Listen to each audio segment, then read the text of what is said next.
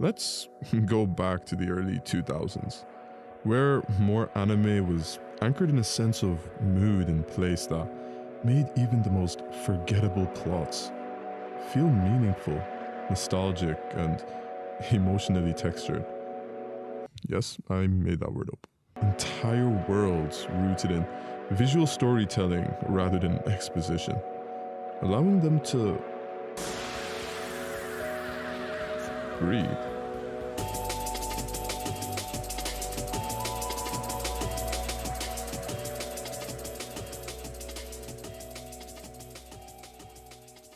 Sadly, most shows now, 99% of anime don't even try to differentiate themselves anymore.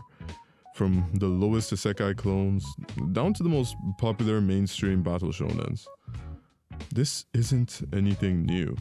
Shows are okay with being perfect duplicates, as long as they rake in numbers, bingeable, enjoyable, and yes, hype as fuck, but with something missing at its core. Something that has basically killed off an entire genre. Look, I've been in an almost 2-year anime rut, barely even reading manga and finding a nice comfy spot in movies. While thinking, this is okay, I couldn't help but stumble across the occasional Instagram reel or scan the latest seasonal Mal anime board. And the question hit me when I finally got debated and checked out an anime I was genuinely I was somewhat interested in. Was anime always this butt cheeks? And so I randomly decided to flick back and check out some old school shows, and well,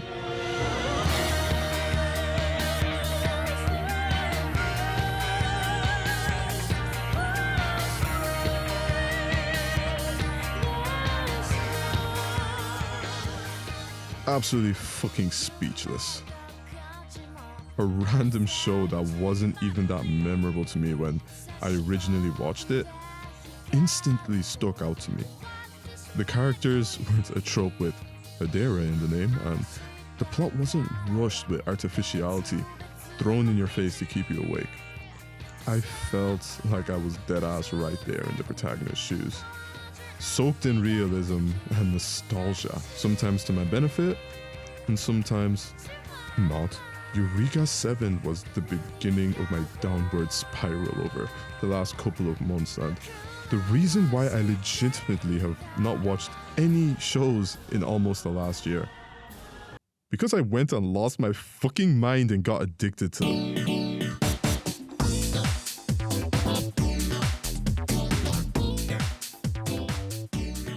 quick flick back to this exact moment. Before my unaware ass thought I would even be working on this video, I legit just thought, oh, this show is actually cool, let's make a Black Lagoon video. Without actually realizing I was in an older anime spree for some weird ass reason. A reason I'm sure not just myself can resonate with. Where you have legit seen the same brain rot a million times over. Look, it was fun and unique at first. Like, I was actually around when the genre, actually began to shift in this direction. And these quote-unquote unoriginal shows were unique and original in their own rights. Regardless, now you want something unique again. That feeling of boredom from the superficiality and lack of meaning in any of these newer shows. This feeling that makes a lot of people stop watching anime, thinking it's them that got bored of the medium. Well, let me tell you something. That isn't the case. The medium just actively became less original. Well, what the fuck caused this shift? From this to whatever the fuck this is. Why are there so few original, fresh production ideas in the medium? Actually, there are a ridiculous number of reasons for this. But before we unravel that web, we need to go back. Back to when anime felt different. I could get into the trippy, slow burn of a show that is Serial Experiments Lane. that doesn't give a shit if you get it right away, is you just sit there in the silence, static, and confusion. Or Shampoo's Edo blend period ink strokes with graffiti title cards, shaky line work, and these graffiti style transitions. Raw as fuck, blending past and present. Shows like Serial Experiments Lane and Samurai Champloo didn't just tell stories. The style was a part of the story. You could instantly tell them apart. This era of anime wasn't afraid to look ugly, loose, even uncomfortable, because that was the fucking point. Shows had a distinct style. Heck, they had distinct frames that were there just to capture that particular moment. Whether that was emotional or plot-driven, texture wasn't just a filter. The grain, just jitter, and brush lines told you something. Shadows were bold shapes cast across characters, like emotional weights. Color palettes bled mood, washed out tones, limited palettes, or monochrome washes. Ergoproxies, grays, decay reflected a cold, post-human world, or perfect blue using blue as emotional claustrophobia. Look, the last current anime I watched that used any type of abstraction in its artwork within the last decade was Solo, Devilman Crybaby. Animative styles were used as a narrative weapon. Modern anime, it's clean, it's neat, it's digital. They don't really feel touched by human anymore. You know, sometimes they feel touched by something else entirely. And sometimes they just feel touched. Yes, when done well, it still looks fucking great. Mistakes can be non-existent. Animation can be perfectly fluid. CGI can eliminate work effort and reduce production time. Don't get me wrong, I didn't mention all these points to say that the use of more advanced technology limits the art form. Not one bit, actually. It should theoretically enhance it, just as it has in movies or other forms of media. But most people, including me, would say it hasn't. And that's just a fact. Because studios aren't using tech to expand what's possible. They're using it to do more for less. Faster pipelines, cheaper frames. Hit quota, dump episodes, meet the algorithm. Oh, and spin that F finger in fanbase's face every now and then for no apparent reason why you're at it. There's potential in these tools to create something immersive, layered, something that cuts deep. But instead, we get the bare minimum. Studios like MAPPA were pushing out high-profile series at breakneck speeds, cycling through staff, legitimately murdering animators and keeping them away from their families. And yes, their work looks good, sure, but you can feel the exhaustion baked into the frames. The lack of passion. There's nothing here that actually screams unique. Science Saru, a studio that actually embraces digital tools as an artistic extension. They lean into limited frame animation, hand-drawn abstractions, and wild aesthetic risks, even though it's digital. Shows like Devilman Crybaby, or Keep Your Hands Off Isaac and don't just look different. They feel handcrafted. Look, the reason I mention this here is to say this. The abstract art form isn't dead. It's just close to extinct, and largely ignored in a world where its success can largely be measured, copied, and pumped out at near rapid speeds.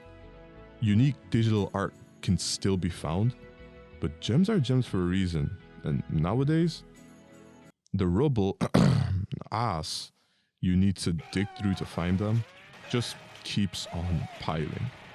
Abstraction doesn't just stop at the artwork. It bleeds into the characters, into the story and setting. Do you know how boring it is to always know exactly how a character is going to react? Or know exactly how most stories unfold? Actually, no need to remind you. The 3-episode rule exists for a reason after all. It's boring as fuck. Most authors no longer try to replicate real characters. They just replicate tropes now. I'm not gonna lie, I can count those toes on my fucking fingers and toes. A character's emotions and state of being, who they are or changing towards, should be highlighted by the world they live in. Through visual stimuli, think of Lane quietly glitching in her own room. Think of Shoya and a silent voice, drowning in X-marked faces and silence.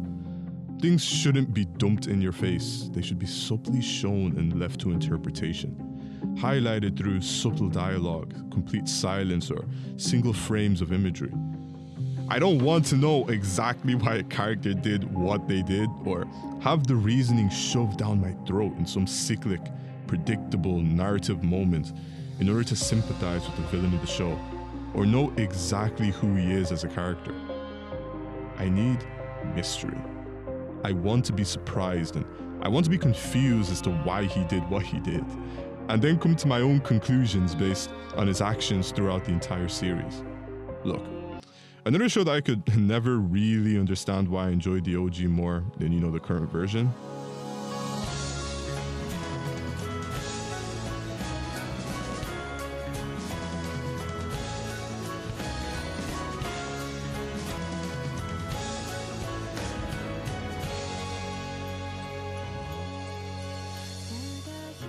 Spice and Wolf. Its slow burn of quiet conversations, meaningful glances, and unspoken tension stretched across dimly lit caverns and frostbitten roads. The color palette is all autumn warmth and candlelight. Muted browns, deep reds, and dusky golds, echoing, the fading age of myth and that slow crawl of economics. Nothing is flashy. The animation isn't fluid for the sake of it like the newer version. It's deliberate. And characters often sit in still frames, sipping wine or negotiating under flickering light. And that stillness is the point. Even Hollow's expressions, sly, guarded, painfully wise sometimes, they're rarely exaggerated. And that restraint makes her, in my opinion, feel realer. Then what the fuck is this supposed to be? Like, don't get me wrong, this does have a charm to it, but it's just not the same. It's cardboard. It's sloppy as fuck.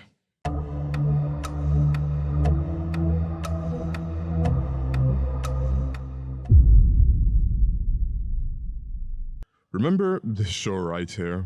Or how about this show right over here? Okay, now the last one.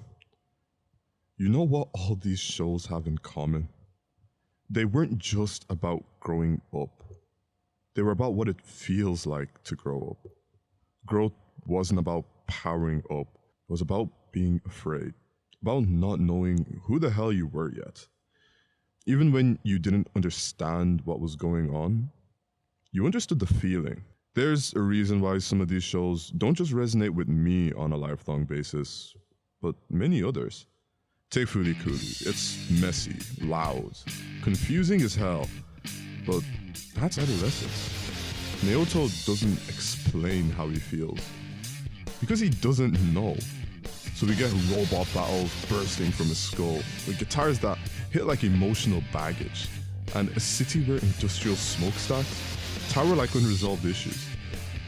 It's not linear, it's hormonal chaos, but you feel it. You remember what that age felt like. Or Beck. It's about feeling invisible, stumbling through friendships, and the terrifying idea that maybe you don't have anything to say.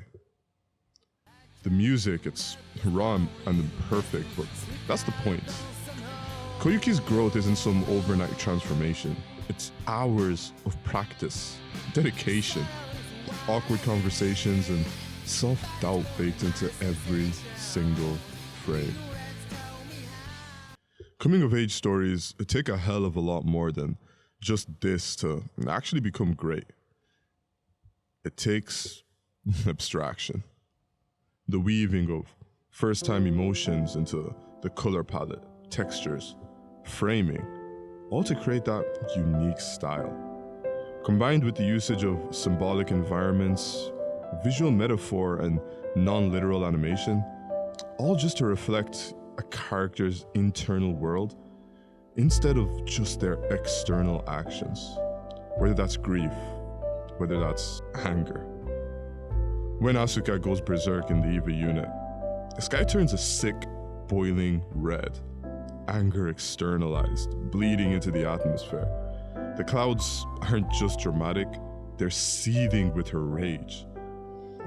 And especially for more complex or difficult to decipher emotions like a loss of identity or the feeling of just being adrift.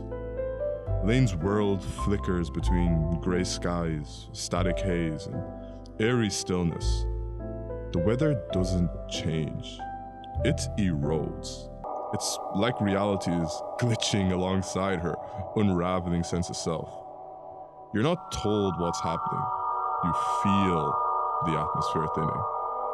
This art form legitimately has to live in some sort of abstraction for it to hit correctly. Otherwise, it just comes off as edgy, preachy, or even straight up cringeworthy. When anime tries to spell everything out, when it treats emotion like a plot point instead of a layered piece of meaning with multiple interpretations, it loses its rawness. Even the best of the best coming-of-age stories in current time still feel like they're missing something to me when I watch them. Something that makes an adult me capable of watching these older shows and nearly always cringe at these newer glossy ones. You're supposed to feel a little lost, not fully understand what the character is going through, and only relate with bits and pieces. Only understand bits and pieces, like the characters do. Here's the thing. Most modern anime don't let you feel lost anymore. They don't trust you to sit with discomfort, lean into ambiguity, or to search for much meaning outside anime titties. Everything's sharper, quicker, and more explainable. More algorithm ready. Why? Well, one of the biggest reasons for this shift is the decline of author-led projects. Every single one of these shows listed here was author-driven, where a director or creator had a singular vision. Shinichiro Watanabe, Satoshi Kon, hopefully I didn't butcher any of those names. Very few of these creators are actively leading anime projects now. Most visionary directors have pivoted to film or completely left the industry. An author is usually a director or writer whose personal style, worldview, and creative control shape the entire identity of a work. You need this singular vision to properly articulate, extremely complex pieces of work. There's a reason why great directors are so greatly sought after in film. These directors pop up every now and then, even in recent anime. And even though I nearly always have my gripes in comparison to their older works, there's something I can next to always say is true when they do pop up. Uniqueness and passion. They almost instantly always stand out in the heap, and next to always make a really strong impression from start to end. Because when these directors are in charge, the anime nearly always reflects a singular voice. What do I mean by market tested checklist? Well, most anime today are produced by committees or groups of companies. These are usually publishers, studios, distributors, music labels, etc. And they more or less fund the project altogether. Well, what's their goal? ROI, profit, merch. Although this has always been the underlying goal, even back in the 90s, there wasn't such a detailed blueprint for what exactly people were looking for or what can or has a higher chance to succeed. The bar for experimentation isn't needed in modern anime. After all, what point is there in experimenting if you already know the formula that will produce the correct response nearly every time? Which basically means no time for risk, no time for subtlety. Everything has to be fast, safe, and clear. Author-driven anime often rely on delayed emotional payoff, slow pacing, and abstract presentation. All things that don't perform well on modern platforms. This lack of a need for author-driven projects directly led to one particular thing, and the constant need for safe, predictable anime led to the loss of experimental animation styles for the most part. I've already showed examples of shows that used to take visual risks, and how a default anime aesthetic dominates. Glossy, polished, but safe. No visual grit, off-model moments, or surreal transitions. This isn't just an anime thing. The source itself is being affected. And manga artists like Naoki Urasawa have commented on how creativity is suppressed by industry expectations, like editorial pressure and audience analytics. Manga is increasingly being pushed to fit into genre-specific molds that are guaranteed to sell, especially in weekly magazines like Shonen Jump or Shonen Magazine. Shonen, isekai, rom-com. This wounds up leading into what I like to call the audience feedback loops, where there are, particular apps like Jump Plus, Manga One, and Line Manga that now track reader engagement in real time. And editors can see exactly how many people drop off each chapter, which characters trend, which scenes are screenshotted or shared. So, if a side character trends, GG's, more panel time. If a slow chapter performs badly, nice, let's up the pacing times 10. And if readers complain about too much talking, well, that's pretty straightforward. This creates a feedback loop where manga is no longer guided by intent, but by the fear of losing reader retention. And this isn't helped by the fact that editors actually steer the process, directly being able to make creators make the protagonist more relatable or add a cute girl to the chapter for no reason.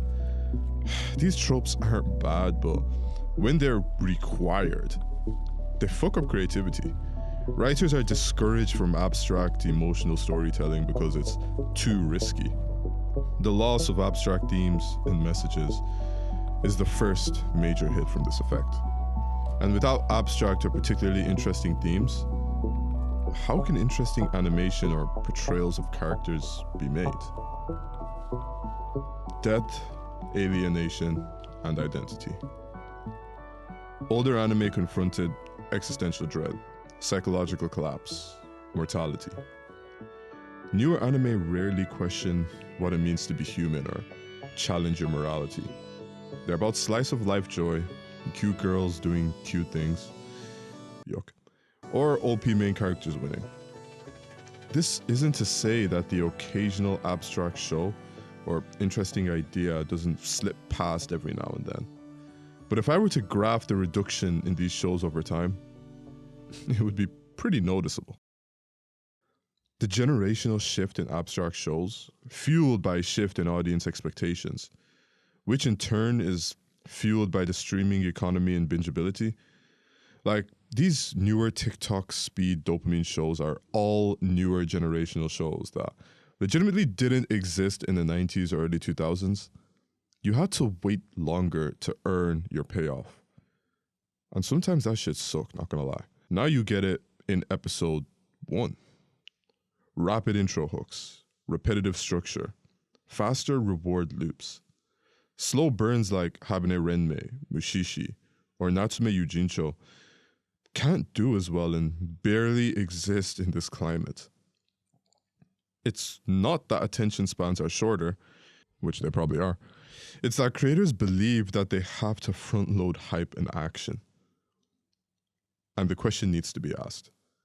Do newer fans even want the abstract, ambiguous, emotional storytelling of shows like Mushishi or Technolize.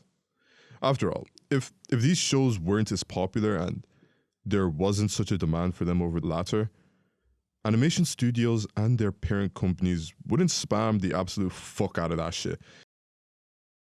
To be honest, this is probably the toughest question to actually answer in this entire video, since it delves more into the psychological state of people in general, leaning into topics like FOMO, general attention spans, digestibility, and how people naturally lean to things they understand over what they potentially don't. There's a reason why the chart's popular music is usually dominated by the presentable, easily digestible tracks. People in general don't want to question their worldview or change their understanding of things. They're okay where they stand, and there's nothing wrong with that. But here's my opinion on the matter. Based solely on leaning into my understanding from other industries, anime is at that Marvel stage where things are blueprinted and work. And currently only OGs in the space can see the repetitive nature of it and have more or less gone bored. But the stats don't lie.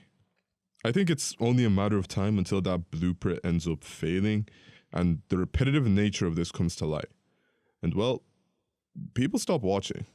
Like, please, you can only do so many unique takes on this to grab people's attention. Like, come on, guys. We have to get bored of it eventually. And when that happens, I want to believe the industry will have to make a choice.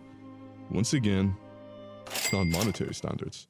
Because there's a part of me that refuses to believe that ambiguity and subtlety are dead. That we've collectively abandoned slow burns. Because for every mass-produced fantasy harem clone, there's someone somewhere re-watching Habane Renmei, or Neon Genesis Evangelion, or Serial Experiments Lane, and feeling something they can't quite name. And yes, complete abstraction in shows isn't completely dead. Finally getting to the title of the video at the end. It's dying. There are still some shows that pop up every once in a while that try to implement it in media. Sonny Boy, Heike Monogatari. Are we actually calling this summer ranking? Abstract. Mob Psycho. Okay, that's a little bit of a. Although I still hesitate to call them truly abstract, at least up to the level of we used to get abstraction in anime. Like, is the art unique and surreal to match the tone of the show? Yes, but abstraction isn't just weird art styles or surreal worlds. It's not about just melting your brain.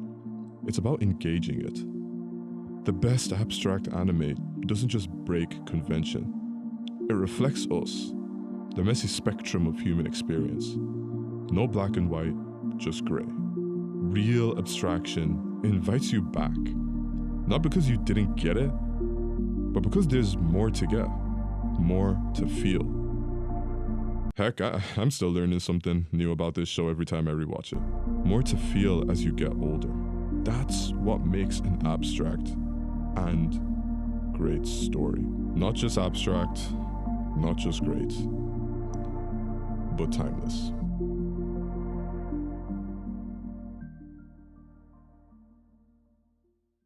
Oh my god, it's the end of another PR video. Look, if you made it all the way to the end, once again, yeah, I want to thank everybody that sat through the video. Honestly, this is more just like a free-for-all rant, unscripted and everything. Yeah, once again, a topic that's just been on my mind for a while now.